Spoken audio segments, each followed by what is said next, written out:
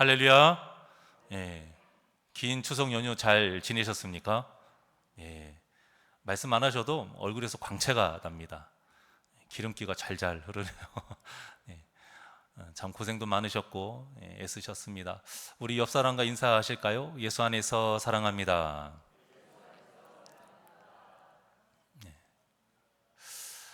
수요 예배는 계속 우리가 지금 사무엘서를 보고 있죠. 사무엘서의 특징이 있어요. 전반적으로 이야기가 어떤 식으로 진행이 되냐면 계속 끊임없이 두 인물을 비교를 하면서 이야기가 진행이 됩니다. 본문에서 갑자기 요나단이 딱 중심으로 나오죠.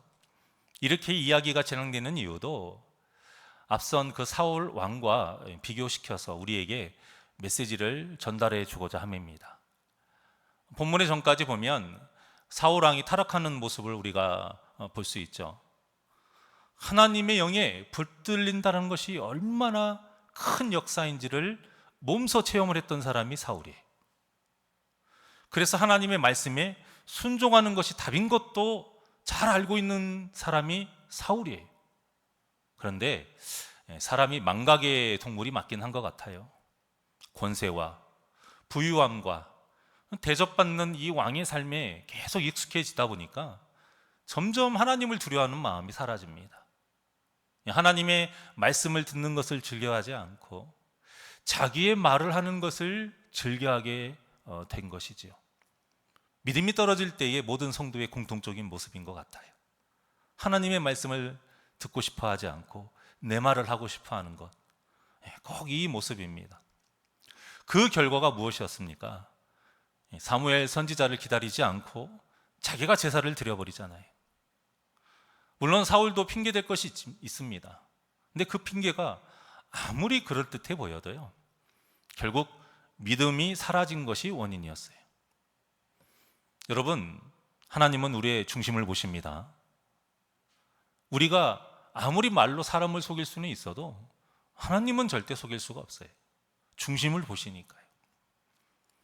하나님은 사울의 그 타락한 중심을 보셨고 실망하셨고, 그래서 사무엘을 통해서 너 대신에 내 마음에 맞는 자, 내가 그 새로운 지도자를 삼겠다, 이렇게 전하게 하신 것입니다. 그리고 나서 오늘 본문의 사건이 딱 일어난 거예요. 블레셋의 병거가 3만이요, 또 마병이 6천 명이고 군사들을 보니 해변의 모래와 같이 너무나도 많았다고 말하고 있지요. 그나마 3천 명 모인 이스라엘 군사들이 그것을 보고 다 도망갑니다. 결국 남은 숫자가 600명 가량이다 라고 나와 있어요. 참 처참하고 참담한 상황입니다. 절대 이길 수 없는 어떤 패배가 확실한 상황이었죠. 그런데 이때 갑자기 요나단이 움직인 거예요. 자신의 무기를 든 소년하고 단둘이, 그것도 어떤 특공대를 조직한 것도 아니고요, 그냥 무기 든 소년, 그 소년과 함께 블레셋 진영으로 가버립니다. 그리고 거기에서 20명가량을 쳐 죽이게 돼요. 자, 겉보기에는 정말 무모하기 짝이 없는 행동이죠. 이렇게 했다고 해서 블레셋의 전력이 줄어드는 것도 아니고 그들이 겁을 먹는 것도 아니고 전쟁 상황이 어떻게 나아지는 것도 아닙니다. 도대체 요나단은 왜 이런 행동을 했을까? 오늘은 이 이야기를 지금 해보려고 합니다. 본문에 사건이 일어나게 된 상황은 정확하게 나와 있지는 않습니다. 대신 요나단이 왜 어떤 마음으로 이런 행동을 했는지는 알 수가 있어요. 자, 본문 6절에 나와 있습니다. 6절 다 같이 시작.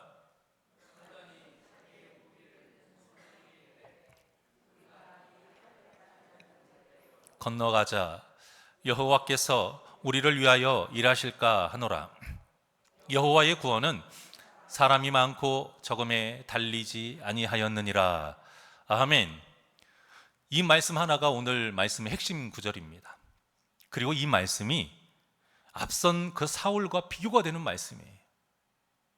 이 말씀 안에 사울과 이 비교되는 요나단의 세 가지의 믿음이 나옵니다. 첫 번째는 뭐냐? 블레셋을 할례받지 않은 자들이라고, 그것을 이유로 적으로 삼았다라는 거예요. 자, 그러니까 요나단은 이 블레셋과의 전쟁을 어떤 단순히 나라와 나라 간의 전쟁이 아니다. 무엇으로 생각했다? 신앙의 전쟁, 믿음의 선한 싸움으로 생각을 하고 있다는 거예요. 여러분, 이 차이는 엄청나게 큰 것입니다. 왜냐하면 우리가 신앙의 전쟁으로 여기고 살아가게 되면 무엇을 안 하냐면 계산을 하지 않습니다. 믿음은 한마디로 말하면 계산하지 않는 거예요. 순종이잖아요. 믿음은 믿고 순종하는 거예요. 그러니까 신앙의 전쟁은 하나님께서 역사하시는 전쟁이기 때문에 어떤 눈에 보이는 전략의 차이 문제가 되지 않는 거예요. 하나님만 계시면 돼요. 하나님만 의지하면 되니까요. 물론 무모할 수도 있어요. 하지만 땅 따먹기와 같은 나라의 전쟁이 아니라 내 신앙을 지키기 위한 하나님의 전쟁이기 때문에 의미 자체가 다른 것입니다. 일제강점기 때 항일 투쟁을 한 정말 많은 독립투사들이 있었죠. 자, 그들이 왜 싸웠습니까? 싸울만 하기 때문에 싸웠나요? 독립투사군이 일본 군대보다 더 많이 있고 무기가 좋았기 때문에 싸웠나요? 그러지 않아요. 독립이라는 그 가치 있는 일 때문에 싸운 거예요. 그래서 목숨을 아깝게 생각하지 않은 것입니다. 눈에 보이는 계산을 하지 않은 거예요. 무모한 것 같았지만 결국에는 승리했고 독립하게 된 거예요. 오늘날의 성도들도 마찬가지입니다. 우리의 싸움이, 우리 인생에서의 삶이 그저 세상 사람들하고 똑같은 싸움이 된다면 여러분들은 지금 이 시간에 이렇게 예배당에 앉아 있을 수 없고 하나님께 예배 드릴 수 없어요. 내 영역을 조금이라도 더 넓히기 위해서 이 시간에 도움이 되는 사람들 만나야죠. 접대해야죠. 내 이익을 불리기 위해서 필요한 그 지식 공부해야 되고 능력을 키우기 위해서 노력해야죠. 아니면 내일을 좀 더 열심히 살기 위해서 지금 열심히 또 휴식을 취해야죠. 이것이 현명한 모습이에요. 하지만 우리가 지금 이 시간에 이 자리에서 하나님께 예배를 드리는 이유는 단 하나, 우리의 싸움이 혈과 육의 싸움이 아니기 때문입니다. 에베소서 6장 12절과 13절의 말씀입니다. 다 같이 한 목소리로 시작. 우리의 싸움은 혈과 육을 상대하는 것이 아니요 이 어둠의 세상 주관자들과 하늘에 있는 악의 영들을 상대함이라. 그러므로 하나님의 전신갑주를 취하라. 이는 악한 날에 너희가 능히 대적하고 모든 일을 행한 후에 서기 위함이라. 아멘. 악한 영들을 상대하는데 눈에 보이는 것으로 계산할 수 있겠습니까? 의미 없죠. 하나님의 전신갑주를 입는 것이 세상의 것과 같습니까? 전혀 다릅니다. 지금 이 시간이 어떤 시간이냐? 하나님의 전신갑주를 취하는 시간이에요. 그래서 우리가 지금 이 자리에 있는 것입니다. 하나님께 진정으로 예배하면서 하나님의 마음을 담는 것, 이것이 하나님의 전신갑주를 무장하는 것이기 때문에 이렇게 예배 시간마다 성전에 나와 예배하고 또 아까 5시 반에 또 나오셔서 기도하신 것입니다. 이런 모습들이 세상 사람들 보기에는 참 의미 없는 모습이죠. 본문의 이 요나단의 모습도 어찌 보면 참 쓸데없는 모습이다 생각할 수 있습니다.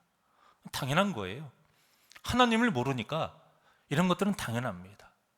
그런데 문제는 무엇이냐? 하나님을 믿는다는 성도들 중에서도 이 당연한 것을 이해하지 못하는 분들이 있다라는 거예요. 그 결과가 무엇이냐?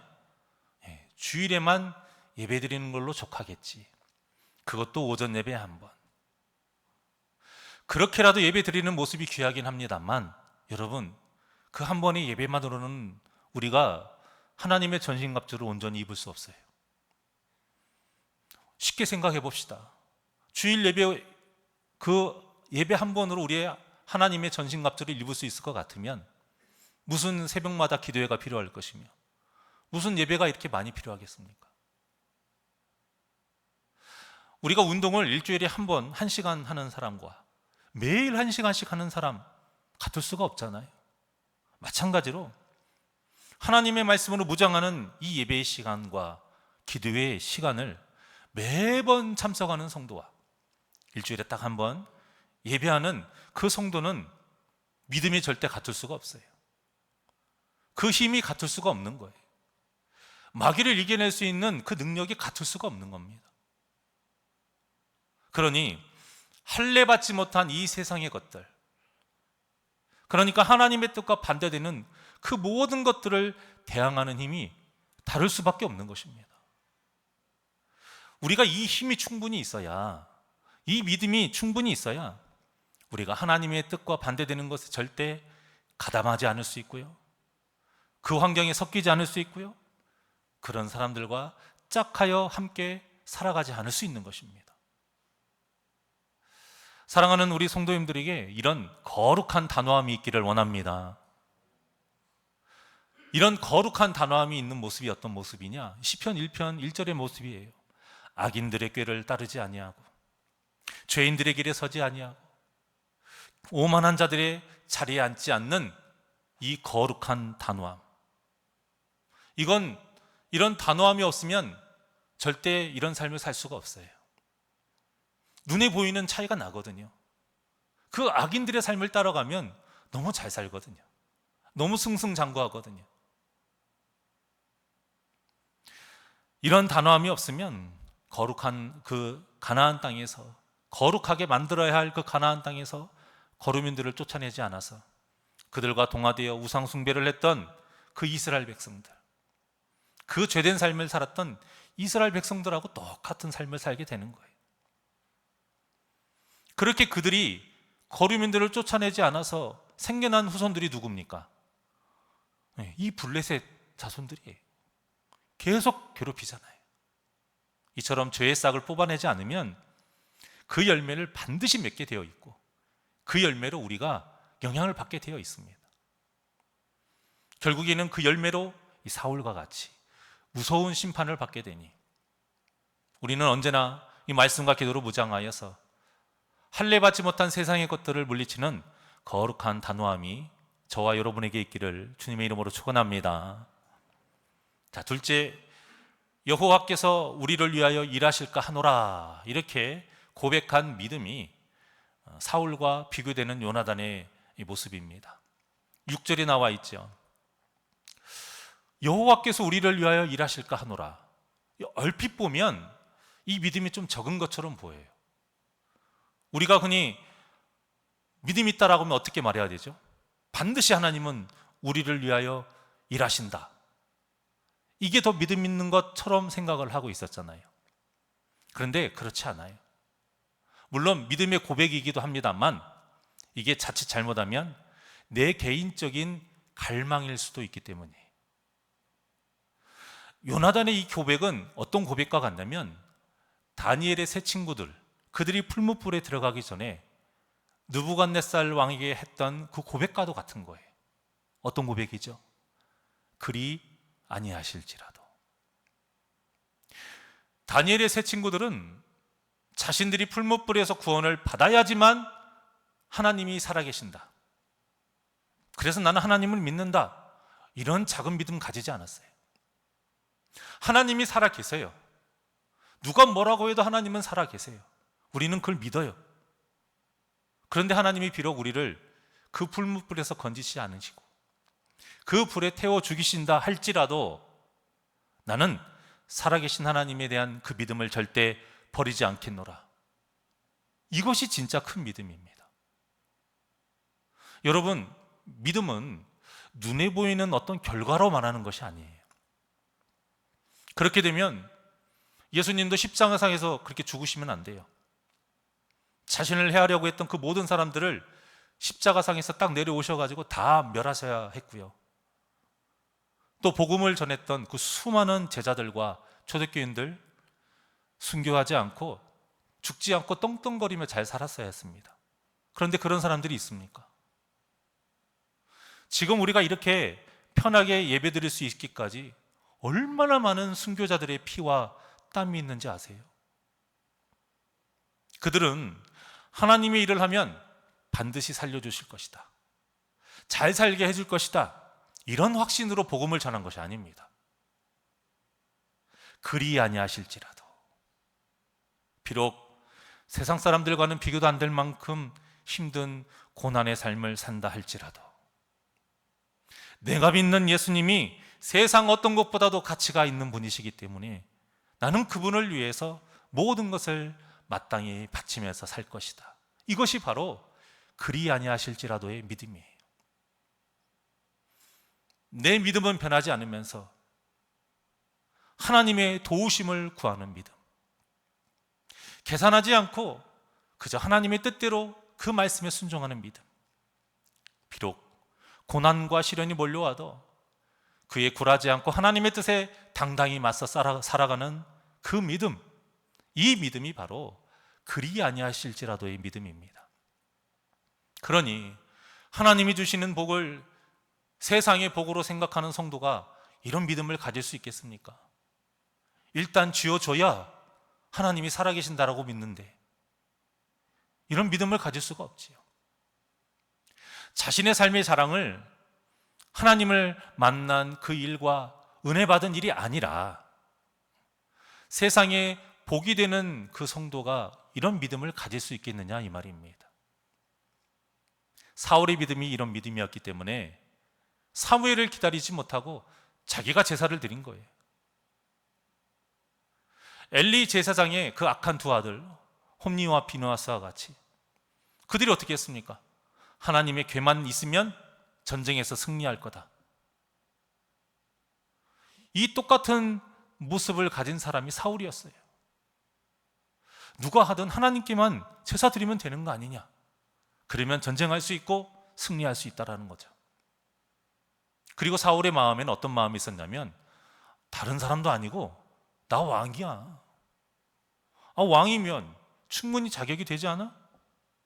이런 마음이 있었던 거예요. 여러분, 이 모든 것이 다 잘못된 신앙이고 교만에서 나오는 타락한 모습입니다. 그리고 우리가 평생 조심해야 될 모습이에요. 우리도 모르는 사이에 신앙의 연수가 우리의 자랑이 되고요, 우리도 모르는 사이에 우리의 직분이 이 사울왕과 같은 교만의 씨앗이 될 수 있고요, 우리도 모르는 사이에 하나님의 주신 이 세상의 복, 내 강함, 내 능력, 내 부유함, 이런 모든 것들이 하나님을 대항하는 교만이 될 수 있습니다.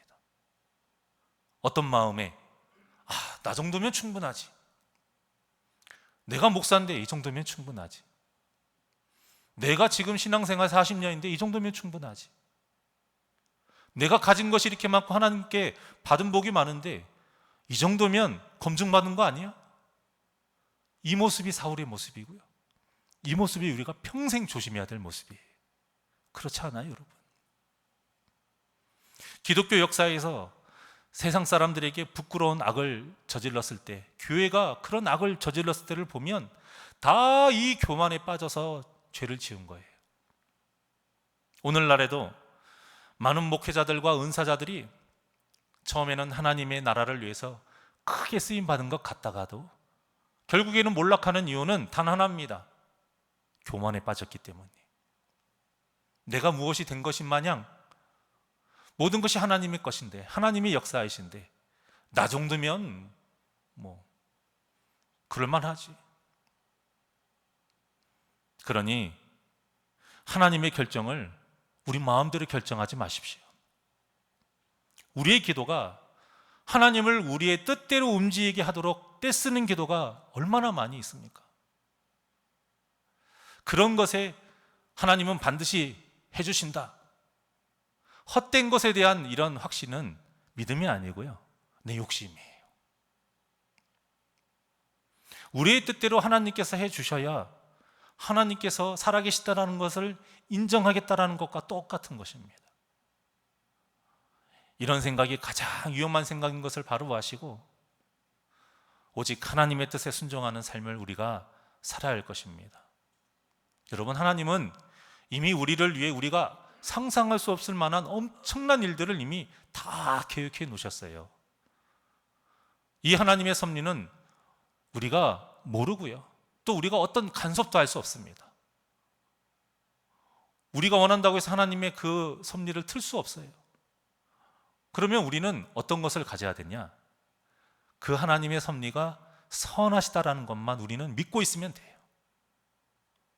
그리고 우리가 해야 할 일, 우리가 순종해야 될 일, 그것만 잘하면 되는 것입니다. 이것이 바로 본문의 요나단과 다니엘의 세 친구들이 가졌던 그리 아니하실지라도의 믿음이에요. 이 귀한 믿음이, 그리 아니하실지라도의 이 귀한 믿음이 저와 여러분에게 있기를 간절히 소망합니다. 자, 셋째, 여호와의 구원은 사람이 많고 적음에 달려있지 않다는 믿음이 사울과 다른 마지막 요나단의 모습입니다. 성경 말씀을 우리가 잘 살펴보면 하나님은 우리에게 보이지 않지만 영원한 것들로 우리에게 소망을 삼게 하세요. 그런데 마귀는 우리에게 보이는 것들로 하나님이 제시한 그 영원한 것들을 의심하게 만들고요, 거짓이라고 믿게 만들어요. 우리의 영적인 싸움이 바로 이거입니다. 잘 먹고 잘 사는 것이 아니고, 내 자녀들이 잘 사는 것이 아니고, 이게 영적인 싸움이에요. 하나님의 뜻은 보이지 않는 것을 믿음으로 보이는 삶을 거룩하게 살기를 바라시는 것인데, 마귀의 뜻은 보이는 것을 우리가 막 따르게 해요. 그리고는 결국엔 아무것도 얻지 못하게 하는 헛된 삶을 살게 하는 것, 이것이 마귀가 우리를 향한 뜻입니다. 그래서 우리에게는 하나님의 은혜가 절대적으로 중요한 거예요. 우리는 그저 믿을 뿐이고 순종할 뿐인데, 그 외의 모든 것을 하나님께서 은혜로 채워주시고 열어주시고 이끌어주시기 때문입니다. 그러니 눈에 보이는 것이 중요하겠습니까? 요나단이 왜 눈에 보이는 것이 중요하지 않겠어요? 왜 계산하지 않겠습니까? 그럼에도 계산하지 않고 눈에 보이는 것을 중요하지 않게 생각했던 것은 하나님의 은혜를 구했기 때문이에요. 하나님의 은혜라면 못할 것이 없다는 믿음이 있었기 때문이죠. 그래서 믿음의 사람들은 겁이 없는 거예요. 본래 어떤 담력이 커서가 아니고요, 계산을 못해서가 아니고요, 계산을 할 생각조차 하지 않기 때문이에요. 우리가 마트에서 물건 살 때 똑같은 물건을 사는데도 시간이 적게 걸리는 사람, 빨리 걸리는 사람의 차이가 무엇입니까? 시간이 적게 걸리는 사람은 계산하지 않기 때문이에요. 내가 사려고 하는 거 딱 눈에 보이면 그냥 그거 사고 나와요. 그리고 계산하고 끝. 그냥 그게 끝이에요. 그런데 시간이 오래 걸리는 사람은 분명히 내가 그걸 사려고 갔는데 비슷한 것들이 눈에 보여요. 가격이 차이가 나네? 따져보고요. 이 가격만큼의 어떤 큰 차이가 있는가? 성능을 따져보고, 어떤 분들은 100g당 얼마인지 휴대폰 꺼내놓고 계산하기도 합니다. 그래서 큰 마트는 아예 100g당 얼마 이렇게 기록되어 있잖아요. 그러니까 이렇게 계산을 하니까 오래 걸리는 거예요. 믿음의 사람들은 하나님의 말씀을 있는 대로 그대로 받아들입니다. 이것저것 따지지 않아요. 계산하지 않아요. 하지만 우리의 믿음이 약해질수록 점점 무엇을 하게 되느냐? 계산하기 시작합니다. 계산하니까 순종하는 것이 더뎌져요. 결정하는 게 늦어지니까요. 또 전에는 당연했던 것들이 당연해지지 않아요. 생각이 많아지니까요. 결국 그 생각과 그 계산 때문에 점점 우리 마음에 의심이 생깁니다. 그리고 그 의심이 계속 믿지 않는 사람들과의 비교하게 되면서 믿음을 버리는 일까지 생기게 돼요. 저는 지금까지 이런 성도님들을 정말 너무 많이 봤습니다.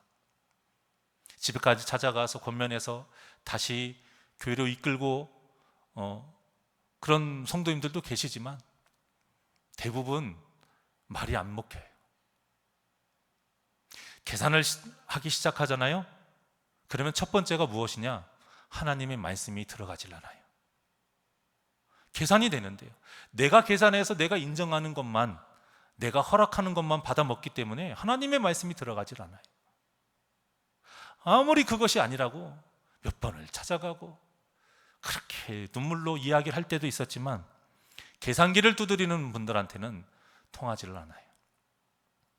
그러니까 본문에서도 이스라엘 군대가 어쨌든 3,000명이라는 숫자가 모였는데 블레셋 군대를 보고는 계산을 하게 되잖아요. 그래서 다 떠나가고 기껏 남은 사람이 600명 가량인 것입니다. 너무 많으니까, 무기도 차이 나고 실력도 차이가 나니까 두려울 수밖에 없는 것이죠. 여러분, 계산하면 좋을 것 같죠? 누가 보면 똑똑하다고 할 것 같죠? 아니요. 결국엔 이렇게 두려움밖에 안 생겨요.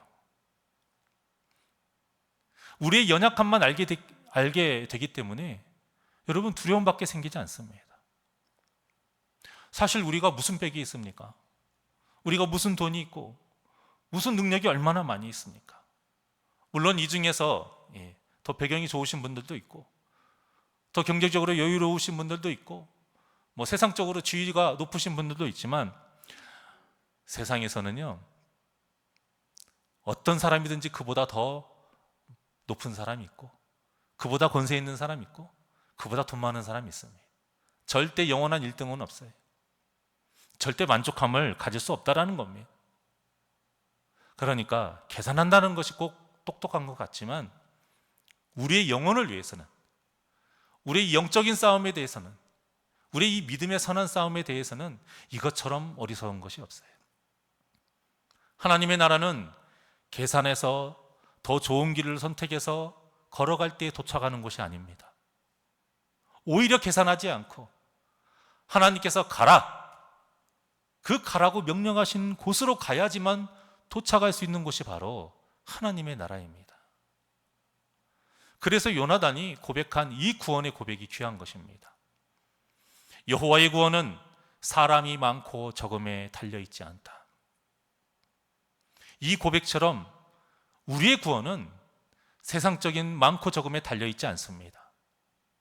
우리의 구원은 세상적인 높고 낮음에 달려있지 않고요, 우리의 구원은 세상적인 좋은 것, 나쁜 것에 달려있지 않아요. 비록 적어도, 비록 낮은 곳에 있어도, 비록 내가 지금 고난과 시련 속에 있다 할지라도 예수님을 구주로 믿는 믿음만 있으면 우리 삶의 독차점은 어디다? 하나님의 나라인 줄 믿습니다. 우리에게 이 믿음이 있어야 돼요. 얼마나 단순하고 얼마나 속 편합니까? 삶의 갈림길이 나올 때마다 계산하고 어떤 길이 좋을지 고민하지 않고 그냥 하나님께서 가라고 하는 그 길로만 가면 되니까 얼마나 단순하고 속 편해. 믿음 생활에 왜 머리가 아플까요? 계산하기 때문이에요. 사랑하는 여러분, 우리 다 같이 하나님 나라에 가려고 이곳에 모인 거잖아요. 그렇다면 이왕 가는 길 기쁘고 속 편하게 즐겁게 갔으면 좋겠습니다. 그렇게 하는 길은 간단해요. 머리 아플 일 만들지 않으면 돼요. 계산하지 않으면 되는 거죠. 두려워하지 말고, 그래서 하나님께서 두려워하지 말라, 놀라지 말라, 이게 무슨 말씀입니까? 계산 맨날 해봐라, 두려움만 생긴다라는 거예요. 머리 아무리 굴려봐야 놀랄 일만 생긴다라는 거예요. 오직 하나님만 의지하고 나아갈 때에 두려움 없이 기쁘게 또 즐겁게 살아갈 수 있다는 것입니다. 요나단이 이 믿음이 있었기 때문에 나중에 다윗과 어떻게 되죠? 첫 만남인데 그 다윗의 마음과 하나가 돼요. 그래서 다윗을 자기 생명같이 사랑할 수 있게 된 것입니다. 다윗과 요나단이 친구라고 생각하시는데 여러분, 친구 아니에요. 지금의 이 상황만 봐도요, 이때의 다윗의 나이와 지금의 요나단의 나이는 엄청난 차이가 있습니다. 여러분, 세상적인 친구를 말하는 게 아니고요, 하나님의 그 마음으로 하나가 된 그런 사이가 되는 것이죠. 보세요. 자, 다윗이 골리앗을 보고 뭐라고 분노했는지 한번 볼까요? 사무엘상 17장 26절의 말씀입니다. 시작. 다윗이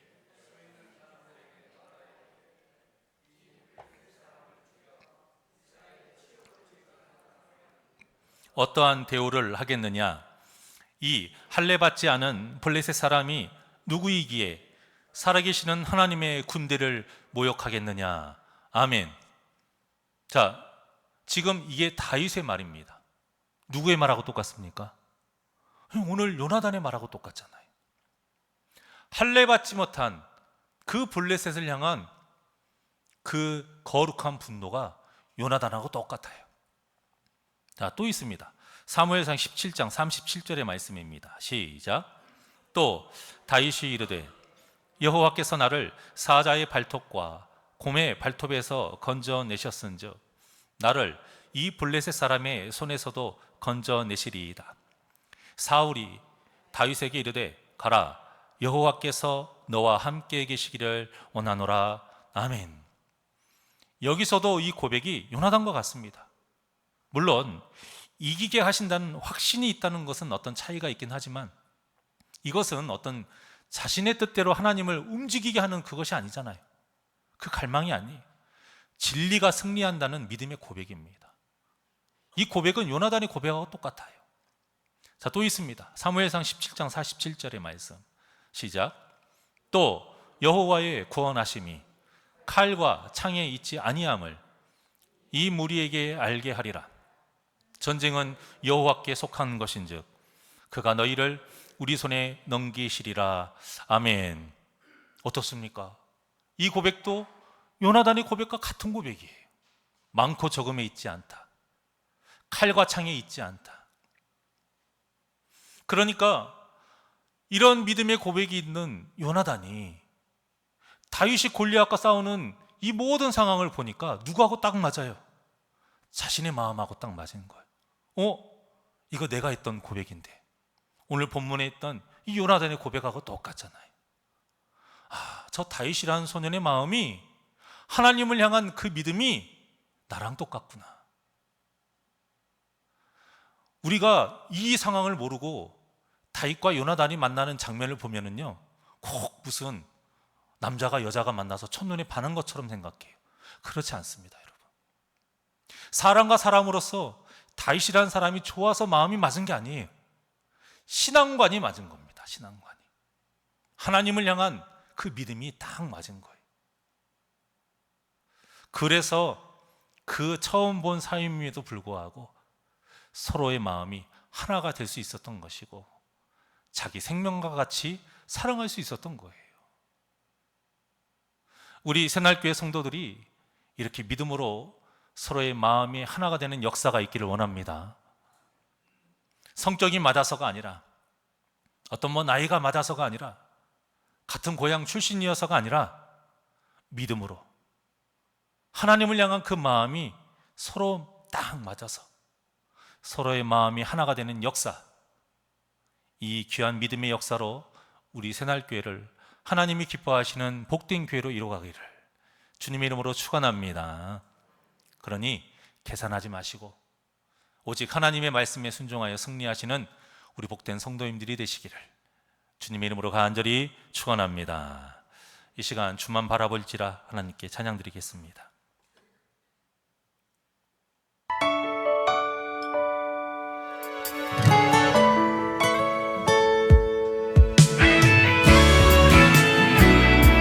하나님의 사랑을 사모하는 자, 하나님의 사랑을 사모하는 자, 하나님의 평안을 바라보는 자, 너의 모든 것 창조하신 우리 주님이 너를 얼마나 사랑하시는지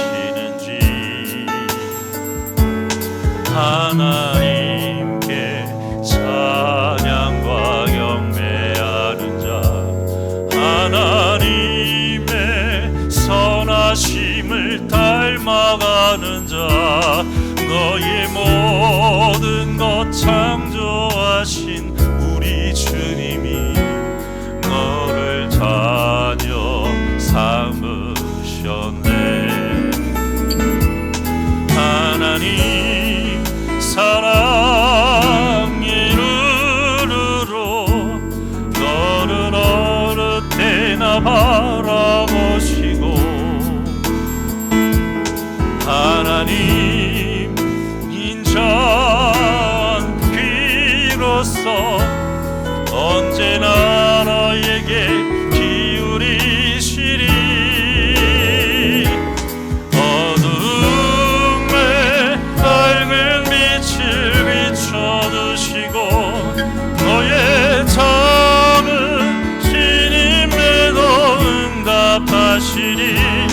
너는 어느 곳에 있든지 주를 향하고 주만 바라볼지라.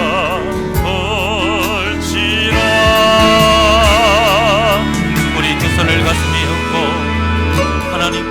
하나님께 찬양과 경배하는 자, 하나님의 선하심을 닮아가는 자, 너의 모든 것 창조하신 우리 주님이 너를 자녀 삼으셨네. 하나님 사랑의 눈으로 너를 어느 때나 바라보시고 하나님 인자귀로서 언제나 너에게 기울이시리. 어둠에 밝은 빛을 비춰주시고 너의 작은 신임에도 응답하시리. 너는 어느 곳에 있든지 주를 향하고 주만 바라보. 우리 두 손 높이 들고 고백합니다. 하나님 사랑의 눈으로 너를 어느 때나 바라보시고 하나님 인자한 귀로서 언제나 너에게 기울이시리. 어둠에 밝은 빛을 비춰주시고 너의 작은 신임에도 응답하시니. 너는 어느 곳에 있든지 주를 향하고 주만 바라볼지라. 주만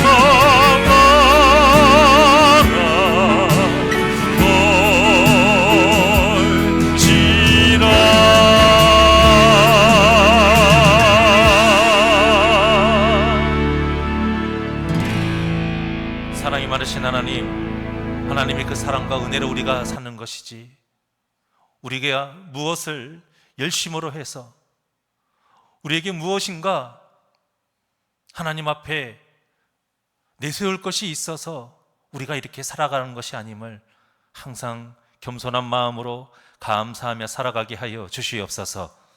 우리는 하나님의 은혜가 아니면 어떠한 것도 할 수 없는 연약한 존재입니다. 이러한 우리의 모습을 마귀는 항상 넘어뜨리고 교만하게 해서 믿음의 길에서 벗어나게 하오니 믿음을 굳건히 바로 세우고 늘 하나님의 그 원하시는 그 길 따라 걸어가게 하여 주시옵소서. 많고 적음이 문제가 아닙니다. 오직 하나님을 향한 그 믿음만 있으면 되오니 우리의 삶에 살아갈 때에 눈에 보이는 것으로 세상 것으로 계산하지 않게 하여 주시옵시고 우리 믿음을 하나님의 말씀으로 늘 견고히 세워서 더욱더 믿음을 세울수록 단순하게 그저 하나님의 말씀만을 순종하는 이 거룩한 단호함으로 살아가게 하여 주시옵소서.